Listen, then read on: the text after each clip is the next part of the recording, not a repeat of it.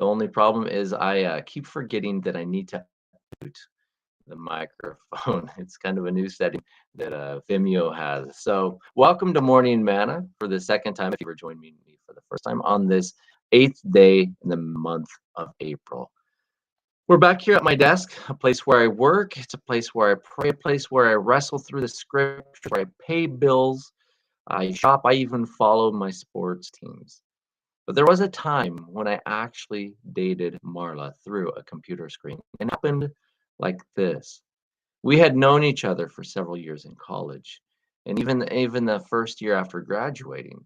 But when she moved back to Newburgh after a year in high school at the Oregon coast, that was a little less than she had hoped for. We got to know each other better.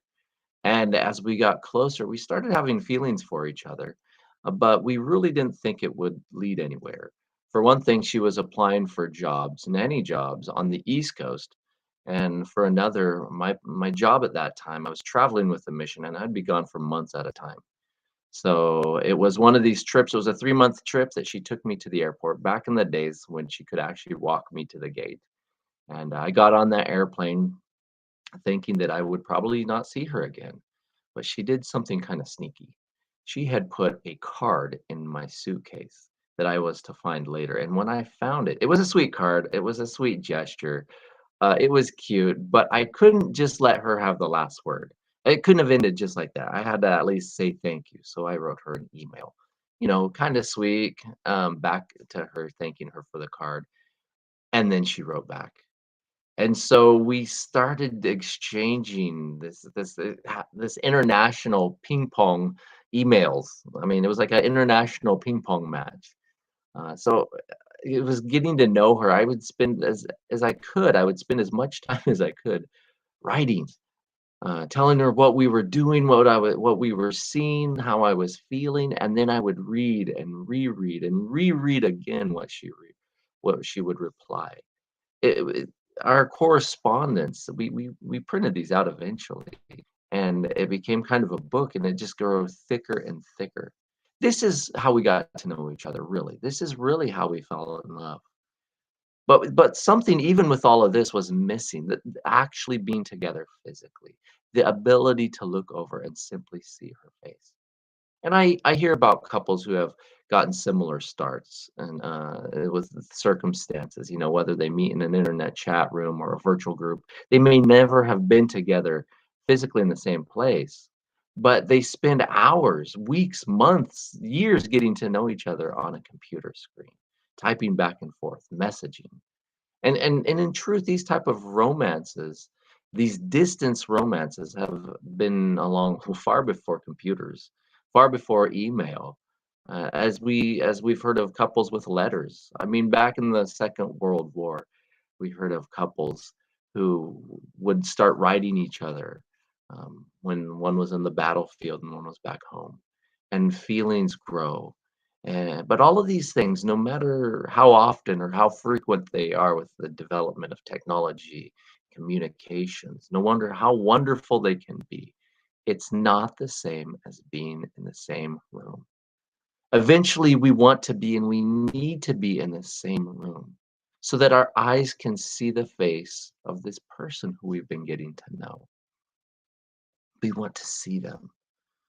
And we see these similar sentiments expressed all through the Bible. I'm going to go to the very last book, the last chapter, Revelation 22. After all that's happened in the Bible, from Genesis to Moses, the prophets, the life of Jesus, Paul, the fulfilled prophecy, it's all happened. And John describes this heavenly scene in Revelation 22, the first 4 verses says, "And he showed me a pure river of water of life, clear as crystal, proceeding from the throne of God and of the Lamb. In the middle of its streets and on either side of the river was a tree of life, which bore 12 fruits, each tree yielding its fruit every month. The leaves of the tree were for the healing of the nations." That will be wonderful. "And there shall be no more curse, but the throne of God and of the Lamb shall be in it, and his servants shall serve him. Then for they shall see his face." After all of that, they shall see his face. Speaking of serving, serving and suffering. Job, after all of he had suffered, God called him my servant. After all that he had suffered in Job 19:25 through 27, he said, "For I know my Redeemer lives, and he shall stand at last on the earth. And after my skin is destroyed, this I know, that in my flesh I shall see God, whom I shall see for myself, and my eyes shall behold and not another. Oh, how my heart yearns within me." This was Job after his suffering, but not just Job, Moses in the Exodus 33. This man of God, whom God spoke to as with a man, God had used him to liberate the children of Israel with a mighty hand, performing plagues and wonders and miracles. Even after the children of Israel had rebelled and made the golden calf, and Moses had pleaded with God not to abandon them. God relented and attended Moses' request. And in verse 17 to 33, it says, "So the Lord said to Moses, I will also do this thing that you have spoken, for you have found grace in my sight, and I know you by name." And then in verse 18, somewhat emboldened by this announcement of God, he asks for something. He says, Moses in verse 18 says, "And he said, please show me your glory. After all of this, after all we have been through, I want to see you." A man after David's own heart, who was David, a man after God's own heart. He was a poet and a warrior. He wanted to see the Lord too. Listen to what he wrote in Psalm 17:15. "As for me, I will see your face in righteousness. I will be satisfied when I awake in your likeness." When he awakes in his likeness, when he can just look over and see the Lord.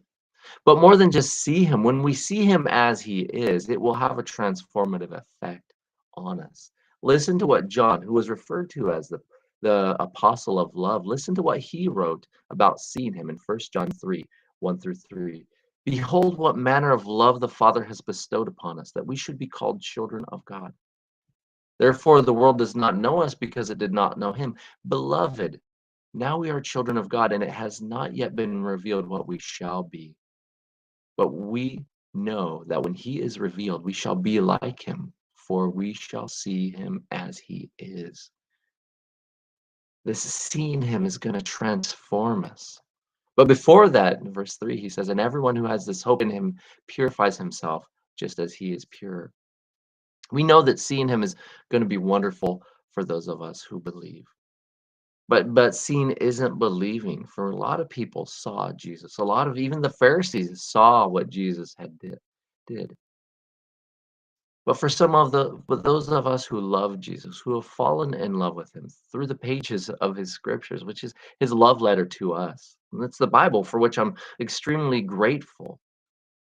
It's just how I was extremely grateful and thankful for email when Marla and I were dating. It helped me get to know her. It helped me fall in love with her. So the Bible is great. But one day, like Job, like Moses, like David, we know we will see him.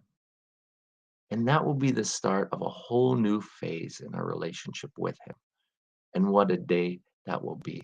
So as Job had said, "Oh, how my heart yearns within me." Or the Apostle John, he finished it all in the book of Revelation saying, "Even so, come Lord Jesus." Or as Jim likes to say, "Maranatha." So thanks for bearing with me through my technical difficulties. May your heart yearn to see the Lord.